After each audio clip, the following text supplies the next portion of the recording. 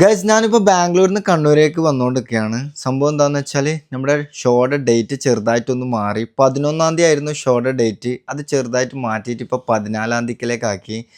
അങ്ങനെ കുറച്ച് ടൈം ഉണ്ടായിക്കൊണ്ട് ഞാൻ വിചാരിച്ചു നാട്ടിലേക്ക് പോയിട്ട് വരാമെന്ന് വിചാരിച്ചു. അങ്ങനെ ഇപ്പോൾ നാട്ടിലേക്ക് വന്നുകൊണ്ടിരിക്കുകയാണ്. ഞാനിപ്പോൾ തളിപ്പറമ്പ് കഴിഞ്ഞ് അയ്യോത്ത് ഭാഗത്തെത്തി. ഇവിടെ എത്തുമ്പോഴാണ് ഈ ഒരു വ്യൂ കണ്ടത്. നല്ല പച്ചപ്പ് വിരിച്ചൊരു സ്ഥലം. അങ്ങനെ വണ്ടി പാർക്ക് ചെയ്ത് ചെറുതായിട്ടൊന്ന് വീഡിയോ എടുത്തു.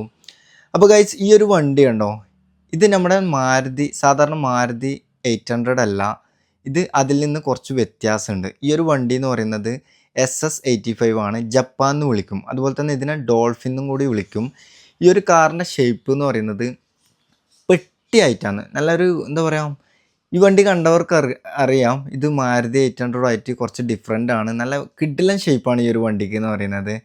അപ്പോൾ ആ പരിപാടികളൊക്കെ കഴിഞ്ഞു, ഞാൻ വീട്ടിലെത്തി, നമ്മുടെ ഫാമിലി മീറ്റപ്പൊക്കെ കഴിഞ്ഞ് ഇനി ഞാൻ നിങ്ങൾക്കൊരു 2 ആളെ പരിചയപ്പെടുത്തി തരാം ഗൈസ്. അപ്പോൾ ഇതാണ് എൻ്റെ വലിയ ചെറിയൊരു ഗ്യാരേജ് എന്ന് പറയുന്നത്. ഞാൻ പറഞ്ഞ 2 പേര് ഇവരാണ്.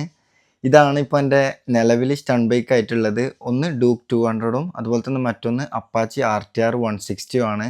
2 ബൈക്കും ഇപ്പോൾ നിലവിൽ പ്രാക്ടീസ് ചെയ്യാനോ അല്ലെങ്കിൽ ഷോ ചെയ്യാനോ വേണ്ടിയിട്ടുള്ള കണ്ടീഷനിലല്ല. ഇതിന് ഒരുപാട് പണിയുണ്ട്. ഇപ്പം അത്യാവശ്യം കുറച്ച് പണി മീൻസ് കഴിഞ്ഞ പ്രാവശ്യം ബീച്ചിൽ നിന്നൊക്കെ പ്രാക്ടീസ് ചെയ്തിട്ട് എൻ്റെ ബെൻഡ് വൈപ്പും എക്സോസ്റ്റൊക്കെ നല്ലോണം തുരുമ്പ് കയറിയിട്ടുണ്ട്. അതൊക്കെ അയച്ചിട്ടിട്ടാണ് ഞാൻ പോയത്. അതൊക്കെ ഒന്ന് റീഫിക്സ് ചെയ്യണം. അതുപോലെ തന്നെ ഫ്രണ്ട് ബ്രേക്കും കംപ്ലീറ്റ്ലി പോയിട്ടുണ്ട്.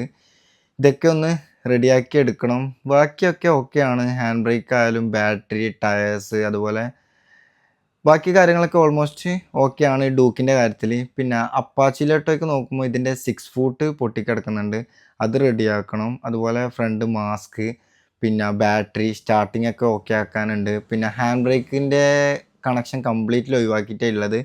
അതൊക്കെ ഒന്ന് റെഡിയാക്കി എടുക്കണം. അതിന് ശേഷം നമ്മുടെ പ്രാക്ടീസ് ആയാലും ഷോ ആയാലും. അങ്ങനെ വണ്ടി വർക്ക്ഷോപ്പിൽ എത്തിച്ചു. അപ്പോഴാണ് എനിക്കൊരു ആഗ്രഹം, ഈ സ്റ്റൺ ബൈക്കും റൈഡ് ചെയ്തിട്ട് ബാംഗ്ലൂരേക്ക് പോയാലോ എന്ന്.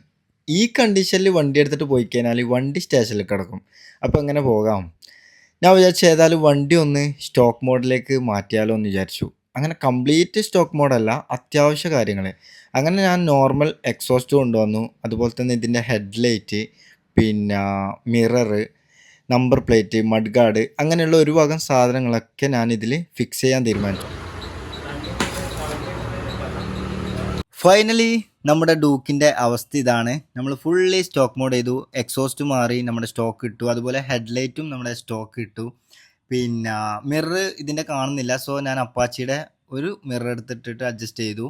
പിന്നെ മഡ് ഗാർഡ് ഫിറ്റ് ചെയ്തു, indicator, brake light, number plate, അങ്ങനെയുള്ള എല്ലാ കാര്യവും ഫിക്സ് ചെയ്ത്. നമ്മുടെ ഹാൻഡ് ബ്രേക്ക് മാത്രം റിമൂവ് ചെയ്തിട്ടില്ല, അത് അതേപോലെ കീപ്പ് ചെയ്തു. സ്പോക്കറ്റ് മാറിയിട്ടുണ്ട്, വലിയ സ്പോക്കറ്റ് എടുത്ത് മാറ്റിയിട്ട് ചെറിയ സ്പോക്കറ്റ് ഇട്ടിട്ടുണ്ട്. അതുപോലെ നമ്മുടെ ഇൻഷുറൻസും പൊല്യൂഷൻ്റെ പേപ്പറൊക്കെ ക്ലിയർ ചെയ്തിട്ടുണ്ട്. അടുത്ത വീഡിയോയിൽ കാണാം.